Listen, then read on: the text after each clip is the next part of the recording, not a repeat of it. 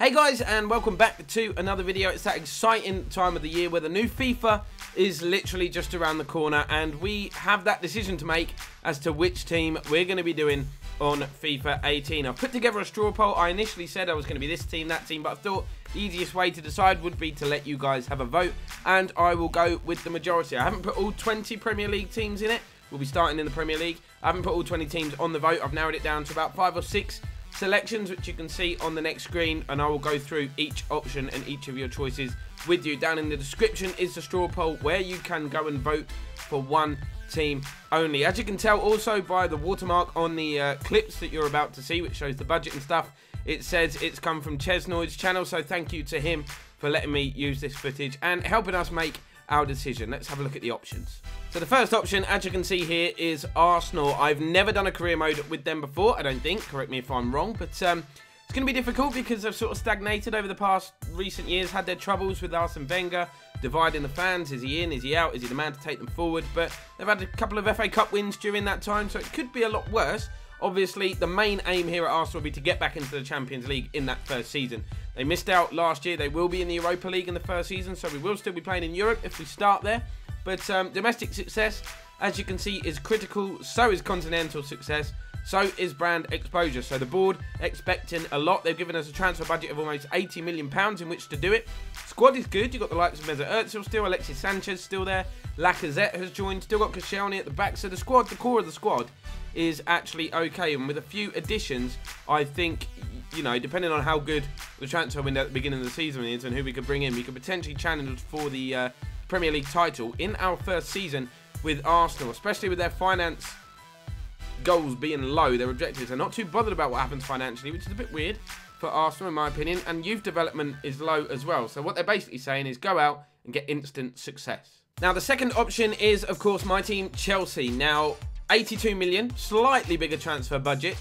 So they're very similar here. Look, you can see the board expectations are the same for domestic success. They're the same across the board. Critical for domestic, continental, and brand exposure.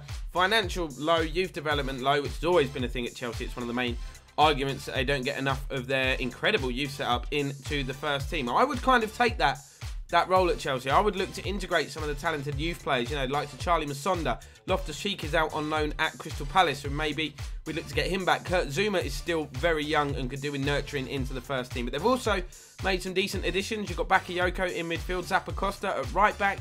You've got Alvaro Morata, of course, up top, who's had a decent start to the season.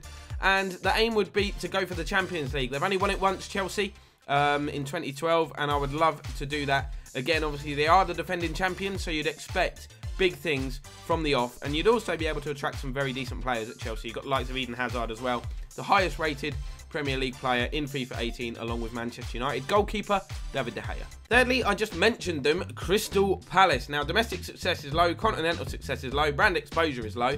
With that, just kind of board expectations, like that kind of blasé attitude. How do you get sacked after 4 games, Frank de Boer?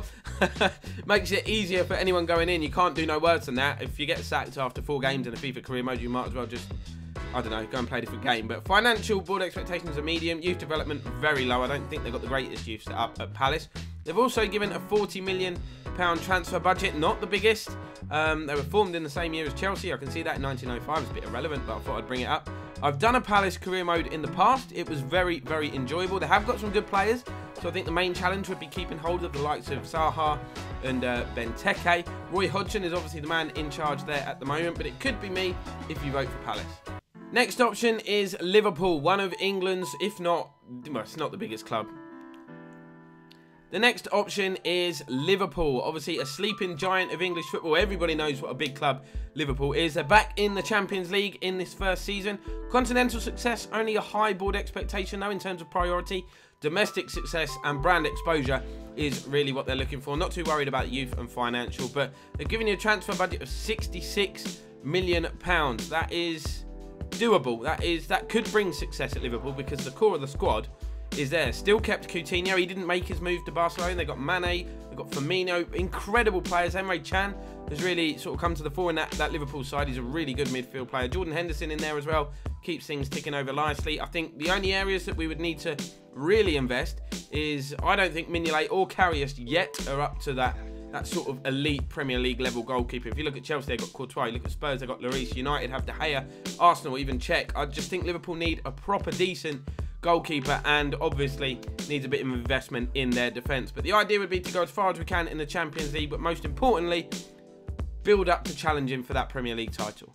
Then, of course, we have Newcastle, who have kind of yo-yoed between the Premier League and the Championship, but as soon as they go down, they come straight back up, such is their quality. So, they are a big club, Newcastle. Back in the 90s, they were the main challenger to Manchester United under Kevin Keegan. That was a brilliant Premier League battle. I don't know if you've seen it. If you haven't, you need to go back and check that season out, because it was incredible. And domestic success, as you can see, is critical. They want success in England first and foremost. And I think the goal at Newcastle would be to settle things down, stop, you know, your relegation, but I think also to get back into some form of European competition.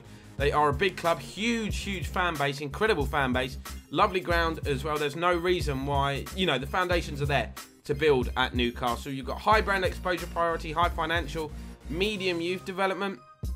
I just think Newcastle, they are 4-star rated as well. I just think they're also a little bit of a sleeping giant in their own right. It's been a long time since they had some success, and I want to bring some trophies back to Newcastle. Then, of course, I've put Tottenham on this list. Incredible couple of seasons for them it's been. They've challenged for the title, just falling short a little bit. My aim would be to take over Spurs and bridge that gap, make them genuine title contenders and not fall away at the end and get that title, basically, within a couple of seasons. That would be my goal at Spurs.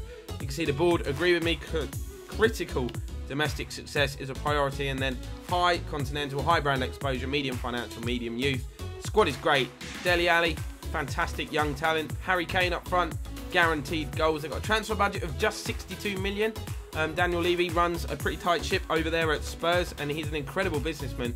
They do their business in the window late. They kind of went under the radar. It was like, are Spurs going to do anything? Are they going to do anything? And then they made a couple of decent signings. They've obviously got Davinson Sanchez, one of the brightest young defenders in Europe, in my opinion. He's there now. So I think they can challenge. They've already got the likes of Alderweireld, Vertonghen, and like I said, Kane and Ali. Ericsson, how did I nearly leave him out? The squad is great. They play some nice football. The only thing that worries me about Spurs is not the hoodoo, but the fact that their home games will be played at Wembley on this game. So would you really get that sense of identity? But if you feel that wouldn't be an issue, then vote for Spurs. Final option is West Ham. It's kind of a mid-table Premier League side. They're neither here nor there. They have kind of yo-yoed a little bit between the Championship and the Premier League recently. Fantastic stadium now.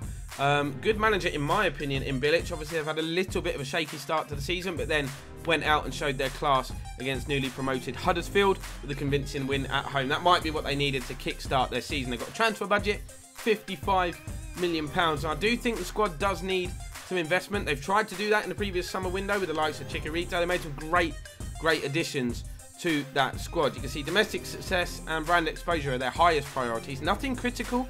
So the board are going to be pretty lenient with them. Continental success is medium, and I think that would be the initial aim at West Ham, to qualify for the Europa League somehow by either winning the cup or league position. Low financial and low youth development priorities. So I think you could be pretty much left to your own devices at West Ham. I don't think you'd immediately go in and have to achieve success. I think it's a good club. I think that would be a slow burner of a career mode where you'd invest in the squad over a few transfer windows and make it as good as you possibly can before you could kick on. I don't think you'd instantly go there and be successful, but that's the challenge that West Ham bring. They are 4.5 star, so I think that is the same as Spurs. I think it's an incredible rating. Like I said, they have made some good additions, but if you want me to be West Ham, then obviously vote for them. As I said earlier in this video, you can only vote for one of the teams that I have mentioned. I also mentioned in the previous video that I bought a green screen and studio lighting as well. So hopefully by the time FIFA 18 comes around, the quality of the videos will be that much better. I'll also be diving into some Ultimate Team. There'll also be a Twitch stream career mode when the game comes out. So this will not be the only career mode, but this will be our starting point. Let me know who you want me to be. Straw poll link down in the description below. Go and have your vote. Be sure to subscribe and like this video. Let's get hyped for FIFA 18, and I'll see you next time.